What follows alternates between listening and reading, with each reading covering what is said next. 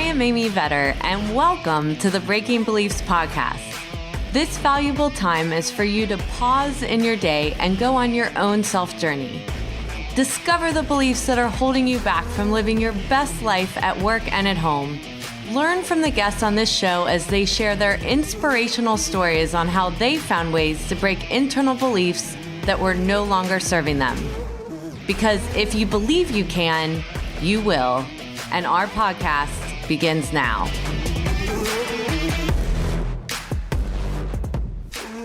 Welcome to this episode of Breaking Beliefs, where I interview Melissa Pritchard, the Senior National Sales Manager for Avalara for the Accountants Channel.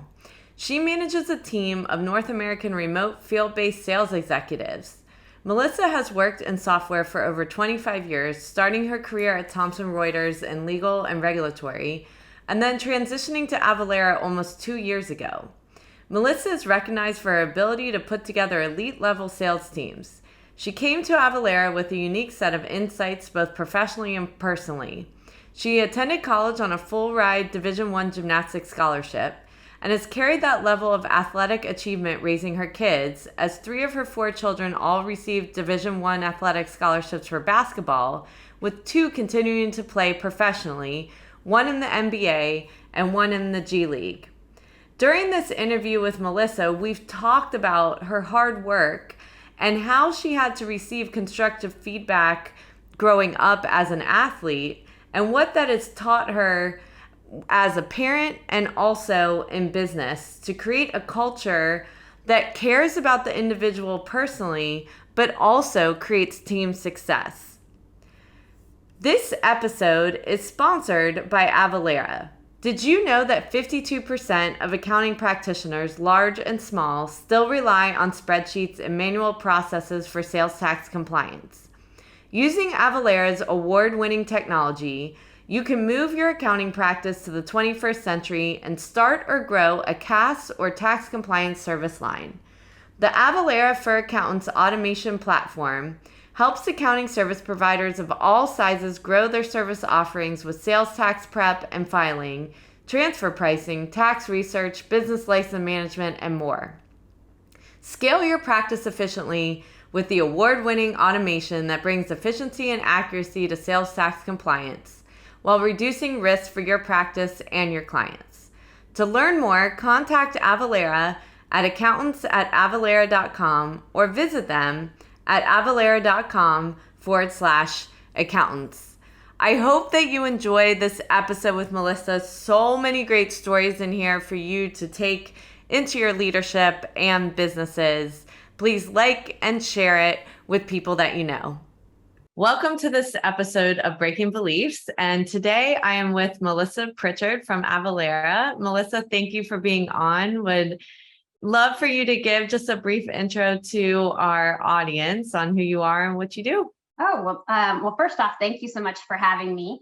Again, my name is Melissa Pritchard. My current position right now is Senior National Sales Manager for a company called Avalara. I run the sales division of basically the accounting division. It's a new segment within Avalara. And we focus solely on accounting firms, law firms, consulting, basically service providers. Mm-hmm. And so I was hired to build out a sales team from scratch in 2021. Okay, well, great. So awesome to hear about that and hopefully hear about more of it as we get into it. But we just love getting to know our guests on this podcast. So from a personal standpoint, before we get too much into business. So maybe you can just give us a little background on yourself, where you grew up, what your parents did, that sort of thing. Oh, yeah. So I grew up, I was born in San Jose, California. My parents grew up in the Bay Area. And then when I was 2, we moved to Oregon. So I consider myself an Oregonian. Mm-hmm. And so I pretty much have lived in Oregon on and off for the last 45 years, mainly in Bend and in West Lynn, Oregon. So, okay. But I would say, so my parents my parents moved us from the Bay to Oregon because my dad was a builder and my mom was in software and accounting. Oh, And okay. so my dad just wanted us to be able to not have the rat race of a big city. And so he wanted us to be in Bend and just be kids and explore. And he wanted to build. And he was mainly a plumbing contractor. And so we kind of grew up just basically running the woods in Bend, Oregon. So yeah. So did he buy a big plot of land, or what did that look like moving there? No, he didn't necessarily buy it. It was a lot more land than what we had in California. I was so young. I been back to our house in California, but everybody had at least an acre. But he basically worked with other builders and would like build out subdivisions and things like that. And we would go along with him and help, set finishes and kind of learn, what he did. I mean, I have two sisters. There's three girls. So Okay. we were kind of like the boy that he never had. So we both do all of that stuff. So did you like going to do that?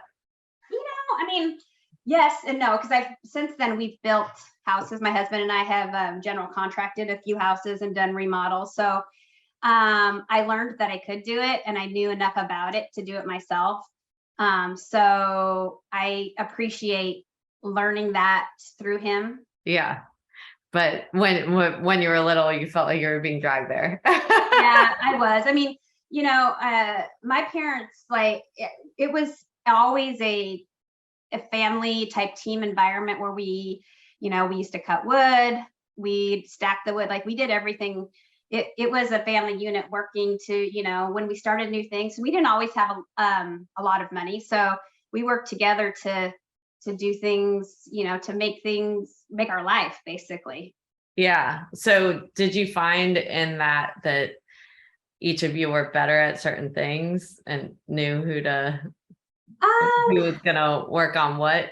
I don't know necessarily. I think we just learned generally that hard work, you can accomplish anything.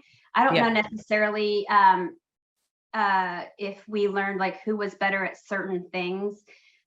We just definitely learned that my parents worked super hard and they built a really great life for us, and that through hard work, we could do the same. Yeah. So did your dad already know builders there? Is that why he was able to build a career there? Or how did he make connections? He just started a company, and my mom, with her, I would say, business savvy and accounting background and just being able to stretch the dollar, was able to do the administrative side of that. Okay. And help him launch. And I don't actually know how he built it out. I think my dad is he's a very meticulous worker, and so I think people trusted him, and he's really honest. I think that was probably, one of the biggest things is that, he worked extra hours to make sure things were done right. It wasn't about necessarily getting more done to make more money. It was about doing it the right way. So I feel like that he had a following from that. Yeah, no, absolutely. So yeah. So your mom, did she have an accounting job before she left, or? So she was in software, like those AS400s. Okay. And so when we moved to Bend, there was two computers, one at the library and one at the mill. And so my mom got a job at the mill. And so she would work on the AS400 and then also do like data entry and accounting. And so I think she just kind of took the two skill sets that she had worked when she was in Silicon Valley and tried to put them to use to, make a living basically. And that's basically why she ended up in the lumber products or forestry industry. So, okay. So there's a couple things I think for all of us we need to define. One is the mill. What does that mean? So a mill is so in Bend at the time, Bend's it's basically where they are lumber, like it's a lumber company. So the mill basically takes the logs and turns them into different forms of like plywood, different forms of wood, and then sells it, their lumber packages, to builders or different things. So basically it's like, you literally can see the logs back when we were kids, were coming down the river, and then they would go through the whole millwork process. And I mean, it was a very large mill that's actually not even in existence now. Oh, wow. Yeah. So then, and for the people listening that are not as old as us that know what an AS400 is, maybe you can explain that a little bit. Well, so I don't even know. So that's the funny thing, is I didn't even know what an AS400. It's this big, huge computer system. Yeah. That because I actually went on the weekends when my mom would work overtime and see these AS400s. And it's funny, it's a massive computer system that I don't actually even know what it stands for, but she kept getting jobs as we moved in different places in Oregon, and they would have AS400s. And that background allowed her to continue to, because she was one of the only people that actually knew how to work So with it. what was she doing on it? Was she doing accounting, or was No, I feel like she transitioned to a transportation director. okay. And so I think in her last position, because she just retired within the last 5 years, Oh, wow. she was doing like programming for I feel like load dispatches, like because they use rail cards and trucking, and you have to get rates and make sure you're in compliance. So I feel like she was doing more programming side. But I think she used her accounting background to make sure that people were compliant, and she was getting, the most money for the company side. Yeah, so it was like an audit background was helping her. Yeah. So what did you, when you went, so you now have kind of seen what your dad does, and then your mom's taking you to work. What were your thoughts when you would go to your mom's work? When I went to work with my mom, and I think what I learned is that I wanted to do something in business, but I really didn't know what. And I really didn't want to do anything in accounting, to be honest. I was like, I knew I wanted to run a business or lead a business, and I wanted to make a nice living, but I really had no idea how that was going to apply. Yeah, or how you were going to get there. Exactly. So did you have any hobbies that you enjoyed when you were young? Yeah, so I was an elite gymnast. I started gymnastics when I was 6. I was diagnosed with ADHD, and they wanted to put me on, I don't know if it was Ritalin or something back in the day, and my mom didn't want me to be on some medication, so she decided to put me in gymnastics and Girl Scouts and track, anything to keep me busy. And literally, I just excelled at gymnastics. And so by the time I was 11, I was an elite gymnast, which is on the Olympic track. Wow. I moved away from home when I was 11. Oh, wow. Yeah. And where did you move to? So I moved to Eugene, which was about 2.5 hours away, because they had several Olympic training, like Olympic prospects training at that time there. So I lived with a family that we met through our church, and I would go home on the weekends, but I basically trained. I only went to half day of school, and basically trained, 5 to 8 hours a day, and Monday through Friday, and go home on the weekend, come back and do it all over again. So did you enjoy it? I did. I wanted to go to the Olympics. And so, I think every young kid, that's their goal. I loved Mary Lou Retton. And, so I wanted to do something like that. I think the reason my parents supported it so much is I think I had written a letter to God saying that this was my path and how I was going to get there. And then they just supported it. And so I basically was an elite gymnast until I was 16. And then I came down one level to level 10, which is just one level off of the Olympic track. And then I got a full scholarship for gymnastics at the University of Oklahoma. And so I basically did college gymnastics for 4 years. And then, yeah, that's kind of what happened with my gymnastics career. Wow. So, ton to unpack there. So, because that's so unique. So, first thing is moving away from your family at 11. Were you scared? Yeah, I was scared, but I really didn't know what I didn't know at the time. I was more excited about the opportunity and to be around more elite level athletes. Mhm. So I'd outgrown where I was at, and they could see that I was getting stagnant. And so they knew that the best thing for me was to be able to move. It was really hard on me and definitely my parents because I was homesick. And but eventually, I guess one of the things is since sixth grade, I went to a different school every year, all the way till I graduated. And so there were times when I would move back home because my mom and dad transferred to Portland, which was a bigger city, and we had an Olympic level coach there. But I did move around a lot just because there was different things that happen in gymnastics. There's a lot of eating disorders, and there's different types of abuse that happen. And my parents we have a very tight knit family. And at the time, I feel like I moved around probably because they could see different things were happening and they weren't healthy for me. Mhm. And they were probably on the cutting edge of being too outspoken about what is healthy for my emotional and development and all of those things. So we were seeking to continue the Olympic track, but in a healthy way.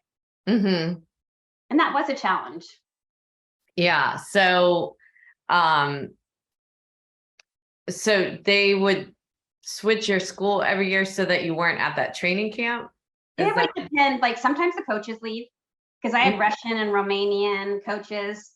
Sometimes there would be different things that had happened at different gyms that necessarily like we didn't think was a good environment for me. And so we would seek out a different coach.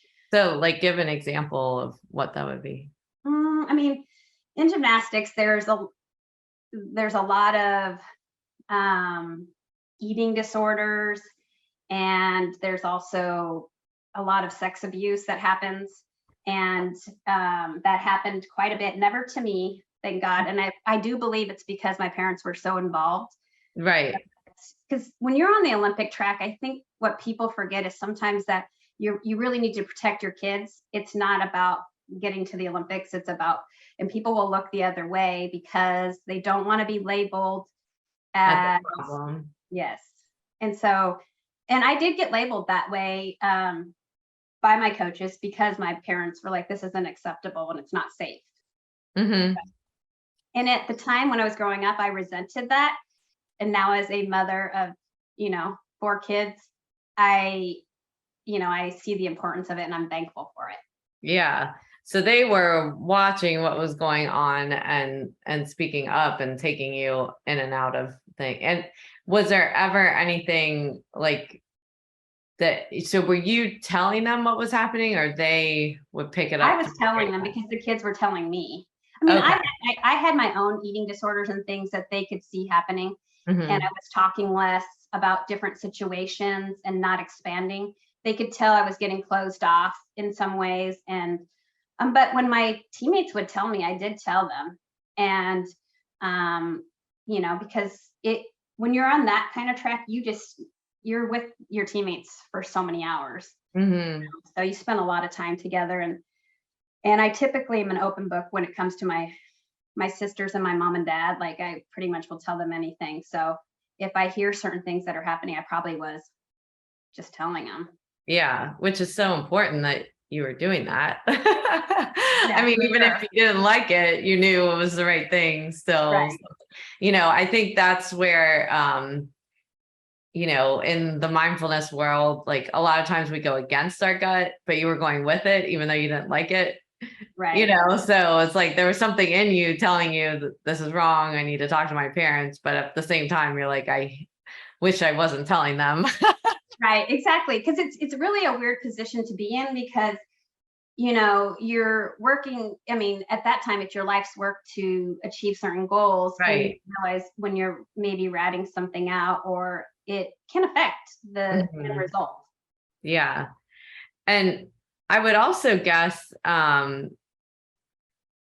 mean, there's so many things as far as focus, but also like when you're in a sport like that, how it could limit your opportunity if they think you're a problem. Like even if you're getting good scores, they could decide just not to put you on the team, or, Exactly. they can manipulate things because it's not an individual sport. Like there's someone controlling whether you get in or not, or. Absolutely. I mean, there's a great show that I don't know if it's on Netflix, but I think it's Athlete X. Mhm. And it was a gymnast out of Oklahoma. And I cried through the whole thing because I was watching like all the people that I know. And Mhm. it's like that stuff really happens. Yeah. Yeah. That must be really hard. Yeah, So, but it's so great to see like how far we've come. yeah. That part's exciting. So what, from all the, you mentioned you had an eating disorder from this, but you also had this, like, I love that you wrote down this letter to God, which is kind of a plan, right? Mhm. Like it would be like putting a strategic plan together, but Yep. you basically at 11 years old said, this is how I'm going to achieve my goal, so that you had this in your head. So how does that, how, how did that feel like every year when you're kind of going back to that like vision you had, that letter you had, versus what was actually happening, like on a daily basis? Did it take the joy away from it, or were you still just as determined, or what was happening for you? No, it definitely, I was still just as, I loved gymnastics and I like winning and achieving Mhm. my goals. I do believe that that initial letter was a roadmap. And I've been through a lot of sports psychology training and I'm a big goal setter. Yeah. And so for me, having a plan and speaking it into fruition and putting it out into the world, those things that I want to accomplish, but also how to accomplish them. And like being really honest with yourself if you're doing those things. I Mhm. I think that started, when I was 11.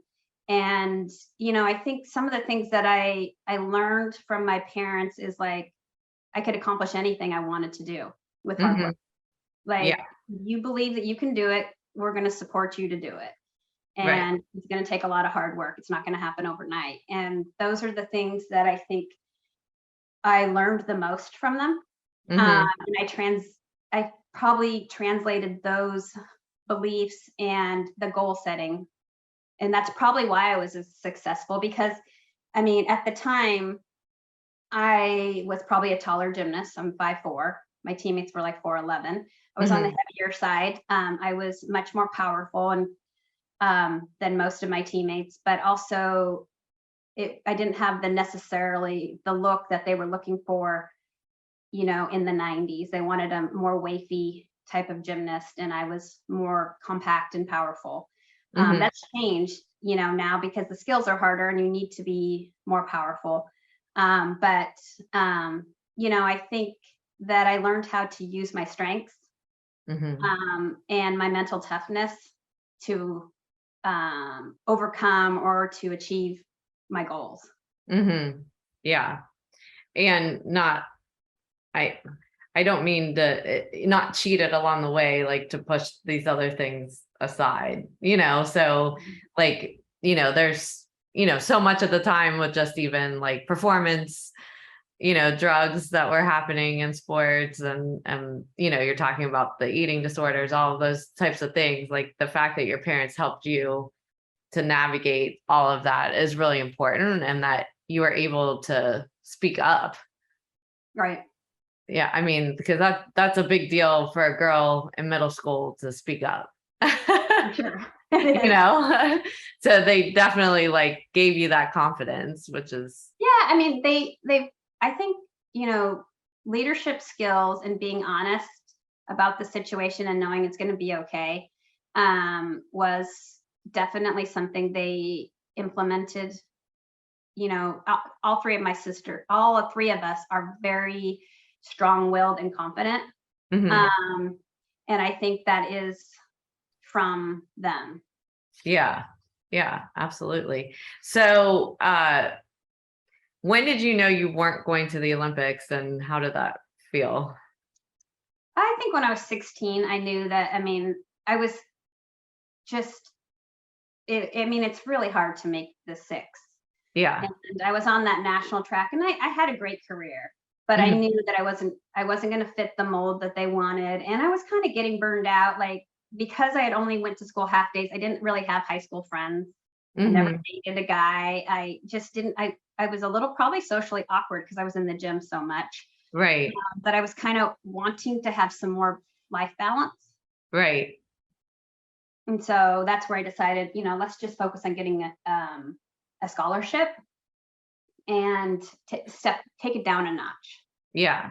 be a little So bit more. that is a big transition, going from kind of like where you're in a bubble, and also how you may have defined yourself, and then transitioning into college where it's so big. I mean, you went to a big college, Mhm. and and making friends and starting to define yourself differently. So how did you go about that process? Well, it was definitely an interesting transition because I had other Olympians that were my teammates at Oklahoma, and all of us, I would say, were socially awkward together because Okay. we really didn't have real true high school experiences.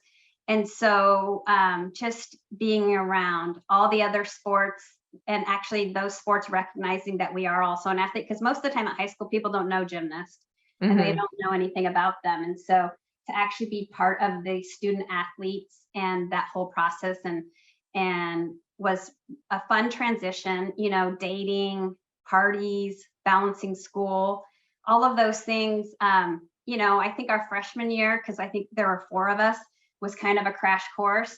Yeah. But once we figured out that balance, and just being a part of the university, and Oklahoma was, I'm really thankful that I went to Oklahoma. It allowed me to kind of grow as a complete person, Hmm. and kind of see what else is out there, but still compete at a high level. Right. So did you reset a vision at that point? Once you weren't going to the Olympics, did you ever have It a was really vision? about like doing, what I could to help the team, because gymnastics is an individual sport. So when Mhm. you are now a college athlete, you're looking at how do I contribute, to be the best of my ability to help the team win, and what does that look like? Mhm. And I actually, that part was the most fun because it takes some pressure off yourself.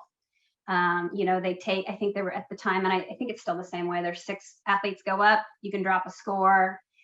It's not necessary, you don't have to do the all around. I was an all arounder, but I just felt like it was all about the team and Mhm. not necessarily an individual. So I liked the aspect of taking each other's strengths, and to get the best results.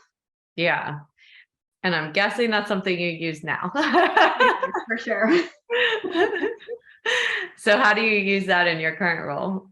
Well, when I was tasked in building out this team, we weren't really sure, how, like, what this was going to look like, because we have what we call now like an enterprise team, and we have a long tail team. And that enterprise in our world is top 400 accounts for accounting firms.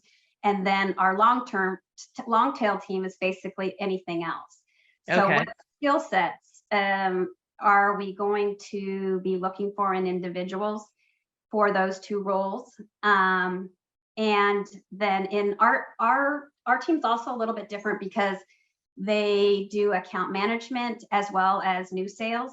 So Mhm. they're basically landing and expanding and continuing to build that. So, when I initially hired, I was looking for um, people who had done both roles and were highly successful as hunters. But then I needed them also to be good teachers. So Mhm. I needed to see, who was going to have more accounting background, who was going to have more negotiation skills, who has better technology background. And I kind of hired three different people in the enterprise, and then they became senior managers. And depending on their skill sets, I partnered them up with my newbies, the long tail. Mhm. They're generally less experienced sales individuals. And so depending on the thing that needs to be developed on the team, we rely on who has that strength.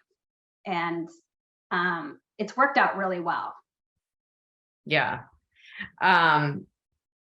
So one of the other things, and this was kind of an interesting observation, and I would love to hear your take on it, having been an elite athlete.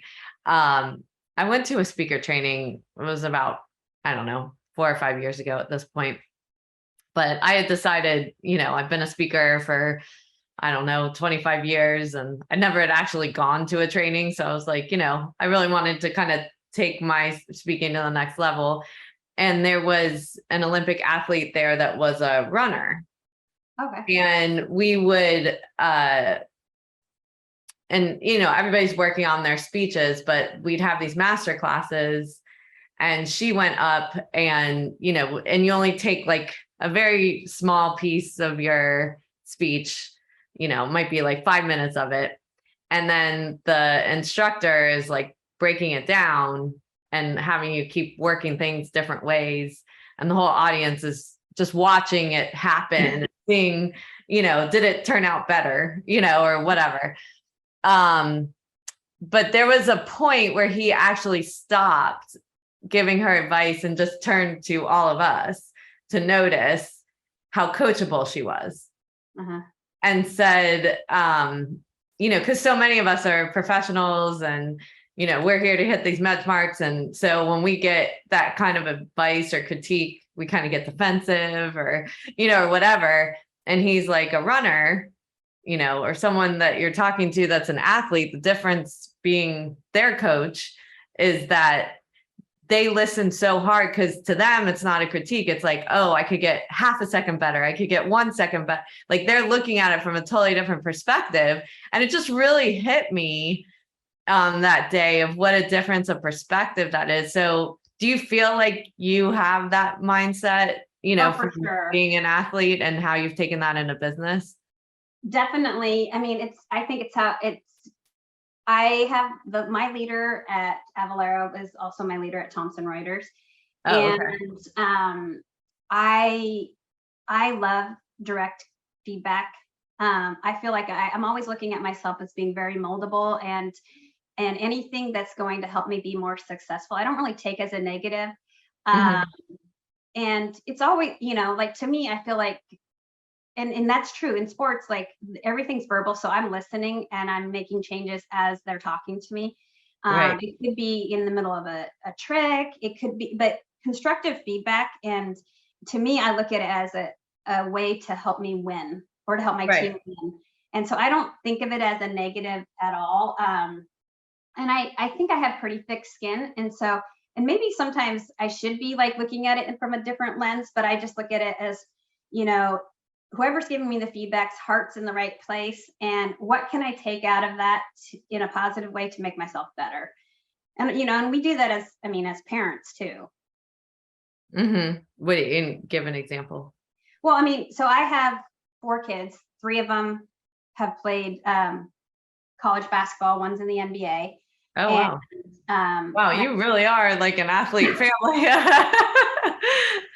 yeah, so when I graduated from Oklahoma, my thesis was on advanced sports training, and my husband played tight end at Oklahoma. And so when we got married, we were like, what are we going to? Athletes that had only, basically been competitive athletes, but not really had jobs.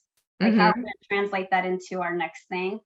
So my thesis was in advanced sports training, and I ended up getting pregnant pretty young, 22. And so we were trying to figure out what we were going to do with our life. How were we going to make money? And so basically, when Peyton was 4 or 5, we started this training program, and it was basically speed and agility. And it was a bunch of kids in the neighborhood, and they got so skilled that Terry started coaching them in baseball, football, and basketball. And it got to the point where I think we had like 300 kids in our program. And Oh, wow. yeah, we were a Nike program that was, basically funded for basketball specifically. Even though my husband played football in college, he was also heavily recruited for basketball. And Peyton was a multi-sport athlete. Peyton's the one that plays for the Boston Celtics. And so he's really the foundation of kind of what got our sports program going. Mm-hmm. I was really more the administrative side of that business and, coordinating facilities and travel and because I started working another job too, as that business was growing. And so, but yeah, so basically, I think to go back to, being coachable, that's a big thing that, we still harp on or talk about a lot is taking the feedback, that we get from different things that we've experienced with Peyton and Lexi and Anthony. And how do we make the most of that? And what are they really trying to say? Whether it's your brand, whether it's enhancing your body to be, more agile, whether it's, something school related, what can you take from that feedback and be better? Mm-hmm. I think that's so important. I've actually been listening to a few podcasts myself lately. Seems to be a theme right now in a lot of podcasts about parenting and even older children, but about not bringing your own trauma into parenting, but also, where you really have to work on yourself in order to make sure that you don't pour that into another child. And especially both of you being elite athletes and knowing the kind of rigor that you were under, how do you translate that into how you want to parent that, Mm-hmm. Must be a hard thing to do, or you start realizing you're going into old habits. Well, and I always joke that by my 5th or 6th kid, if I kept having them, they would probably be perfect. And exactly.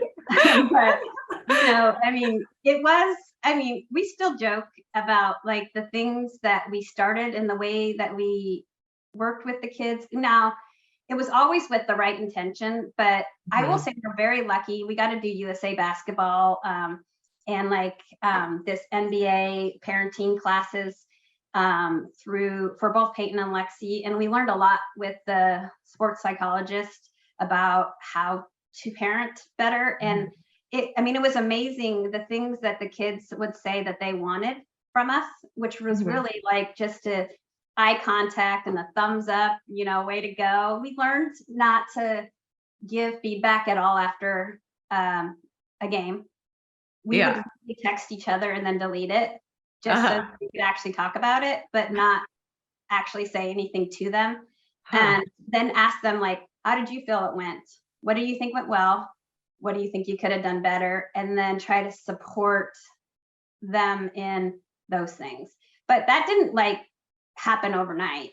We definitely had to, we could see as it was getting more competitive that we had to have space at home, because Terry trained the kids all the way till they went to college. So some separation, it was probably harder on him than it was on me because I wasn't the coach. And so, to be able to put dad hat on versus coach, but we definitely got better over time. Yeah.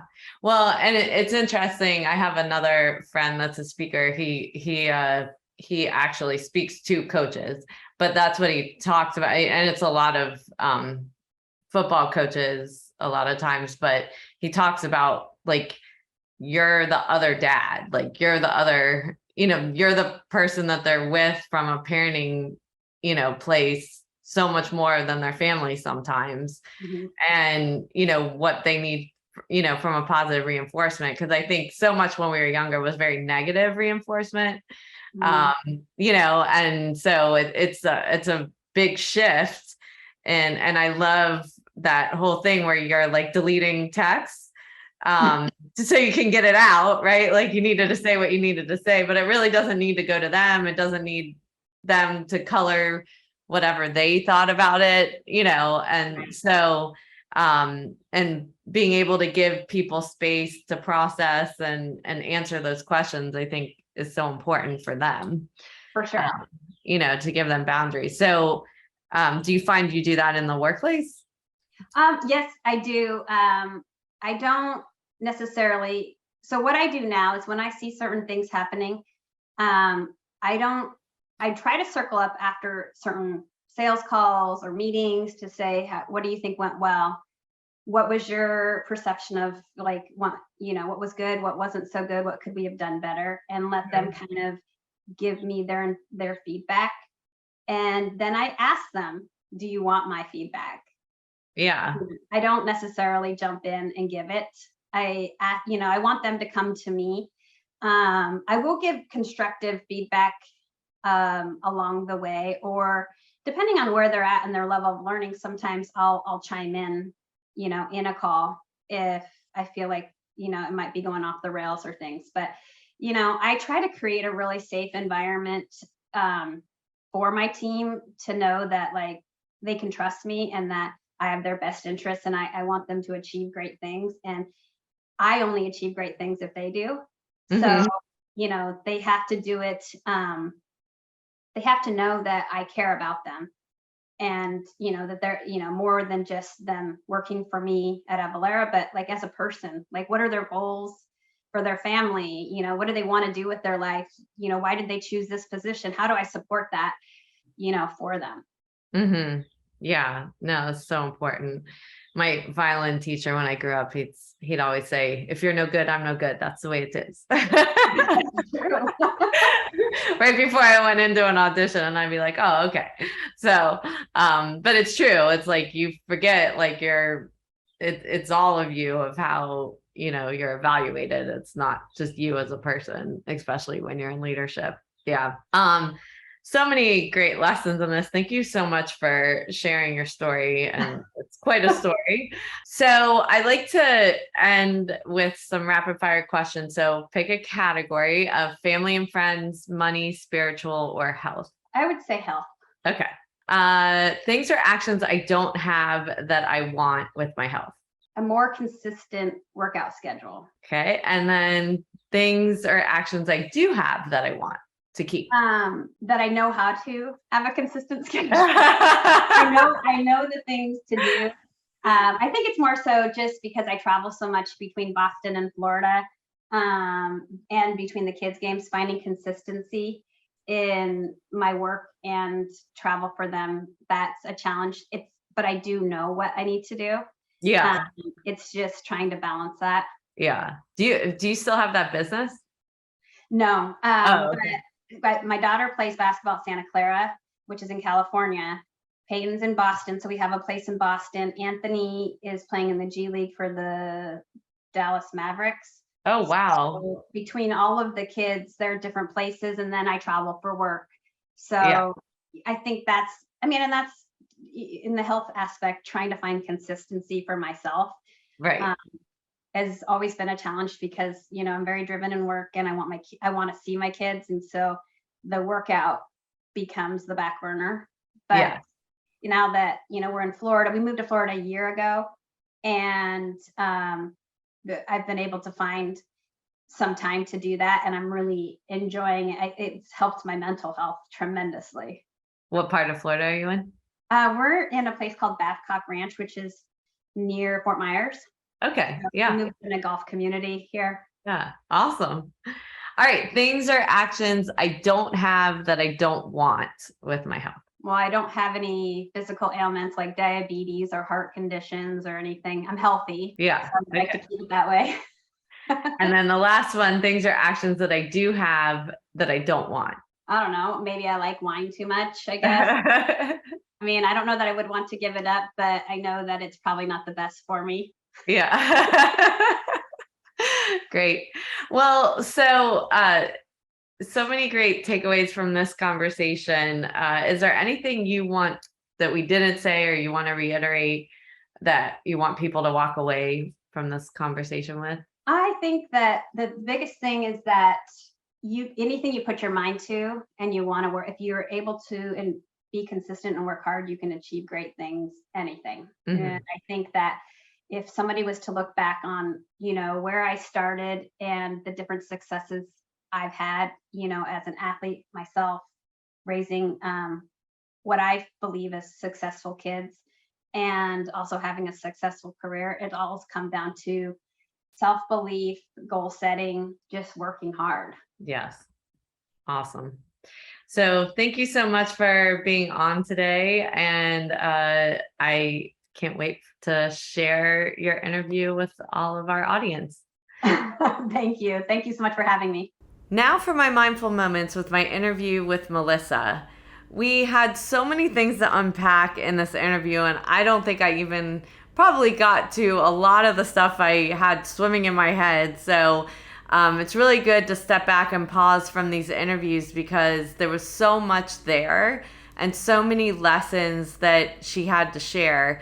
And one of them was with her parents really taking this risk to move to another state without any relationships there, start a new business, and really stepping back and realizing what their skill sets are and how they could work really hard as a team to be able to accomplish their goals of moving out of California into a bigger space and being more in nature. And so that is really how Melissa grew up. And she talks so much about her family working together and this lesson of hard work and how when you work hard, you can accomplish anything. And she saw her parents working really hard to be able to create the life that they wanted for themselves, but also for their family. So we talked about her observations of her parents, working with them, seeing them at work, having that opportunity to do that. And really, by seeing that, it really translated into what her biggest interests were, what her hobbies were, and her hobby was being an elite gymnast. And she was so determined to be able to accomplish her goals and become an Olympian. We talked about this letter that she wrote to God of how she was going to do it and how she was going to get there. And her mom actually seeing what she wrote and her vision and believing in her. And I think that's a really important thing, is that when we have that support, that belief system behind us, we can believe that we can do anything. And she demonstrated that with her parents over and over in the stories that she talked about. And she talked about that she had been diagnosed with ADHD at 6, and her parents choosing not to put her on medication. And obviously, you know, I caveat that with anyone that goes through any kind of thing like this has to make a personal decision on what's right and what's not right and the severity of it and chemically what you need to do to make sure that you're whole. So not everything that she said here is definitely going to work if you choose not to take medication for it, but everyone chooses their own path in these things. And what her mom did instead was keep her really busy and put her in gymnastics and put her in Girl Scouts and everything else so that she could kind of find what could capture her attention. And at 11 years old, she moved to become an Olympian, that she moved to Eugene so that she could train with Olympian trainers, practice 5 to 8 hours a day, went only to school for half a day. And this really became a transformational thing because not only was it something for her to focus on and it was a passion of hers and her parents supported her to do that, but she had to move away from home. She had to rely on herself even when she's homesick, that this was the right decision for her, which that's a big decision at 11 years old and to live with another family.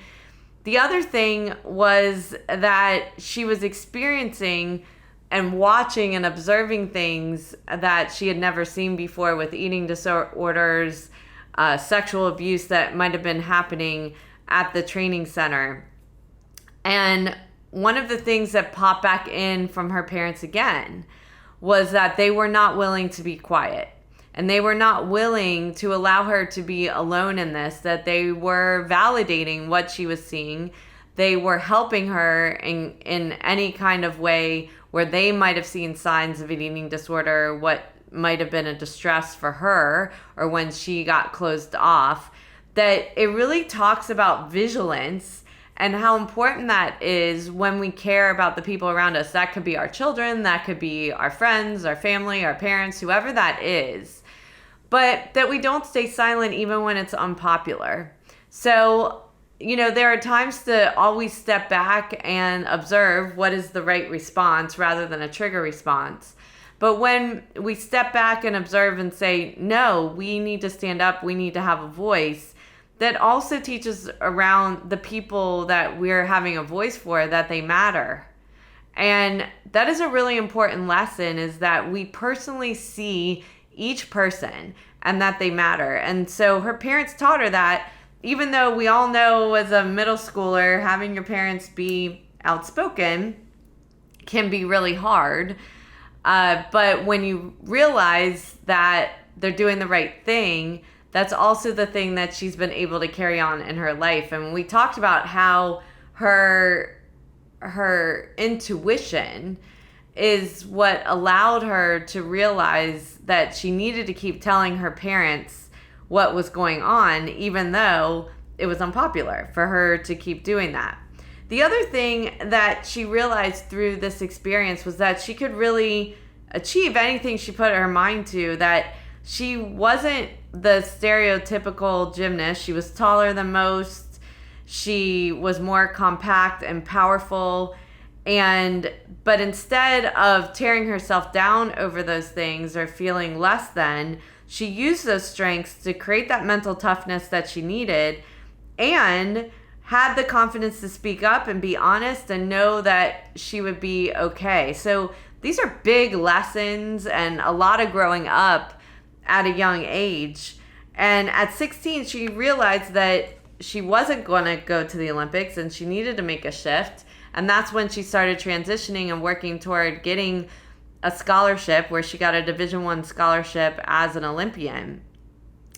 But what she realized was she didn't have the social skills. She hadn't been in a school with, friends and boyfriends and so forth. So all of that was really awkward for her to transition into that, but it was a necessary piece of her upbringing to be able to go through that and to talk to other students that were athletes and really understand what was normal, what wasn't normal, and so forth. So she had to then have this new vision in college of what it was going to take to win as a college team, which was very different than focusing on yourself as an Olympian. And what she decided to do was really focus on the team rather than herself personally, to take that pressure off herself and really make it all about the team and making sure that you're taking everybody's strengths to get the best result. And we talked about how that really is translated into the business world for her, of looking at her teams and finding where everybody's strengths are, how to get the best result, and how to get where everyone, when different people have a gap, bring the person that has that strength to help coach them and mentor them and so forth.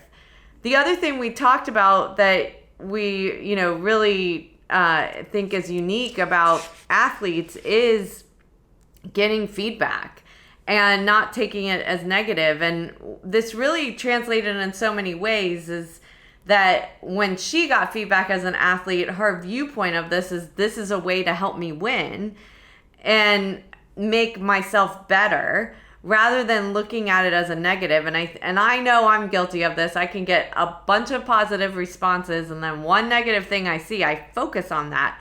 And with athletes, they're trying to get just a tiny bit better and tiny bit better. And when we're going through change management, keeping that mindset is so important. The other thing that she talked about was learning how to take feedback as a parent and realizing that we don't always know what we're doing or we're perfect. We've got to take feedback as we go as well, and know that we have the right intention, but how do we actually accomplish that for our children as well? And so one of the things that she talked about was her and her husband actually changed the way they went about after a basketball game that their kids played in. And instead of talking to the kids about how they felt or giving them feedback, they would text their feedback back and forth to one another and delete their messages. I loved that. It got it out of the system so that they could get present and calm and step back and then ask their kids, how do you think that game went? What went well? What could have been better? And allow them to come up with their own answers and be able to process that themselves. She's been able to take that same skill into the workplace, into the teams that she works for, and make sure that they know that she is there for them personally. She is trying to help them in their careers, and that it's important that people receive that feedback in the right way. So she opens the door for them to ask for feedback so that they're coming to make themselves better and making sure that the team is better overall. So her takeaway is so much about hard work and success really coming from having that vision to create great things, but also having that self-belief in yourself, creating those goals, but being consistent so that you get there. I hope that you enjoyed this interview. I thought there were so many great lessons to take away and really think about how you can apply that into your life. I want to thank Avalara for sponsoring this episode of Breaking Beliefs. And again, if you're interested in learning more about their sales tax automation, you can contact them at accountants@avalara.com or visit them at avalara.com/accountants. And I hope that you share this episode with the people that could use these lessons as well in their life. Thank you for taking the time out of your day to listen to the Breaking Beliefs podcast. I hope you will take a moment to pause before entering back into your day to reflect on this podcast and note 1 to 2 actions you are inspired to do from today's conversation that you could incorporate into your life. To read the full blog and listen back to this episode or any other, you can find them at www.amyvetter.com/Breaking Beliefs podcast and related videos on my YouTube channel. For daily inspiration, follow me on Instagram, Twitter, Facebook, and LinkedIn at Amy Vetter CPA. I hope that you will choose to like this and subscribe to this podcast on iTunes, Spotify, and more so that you can join us for more inspiration on our next episode.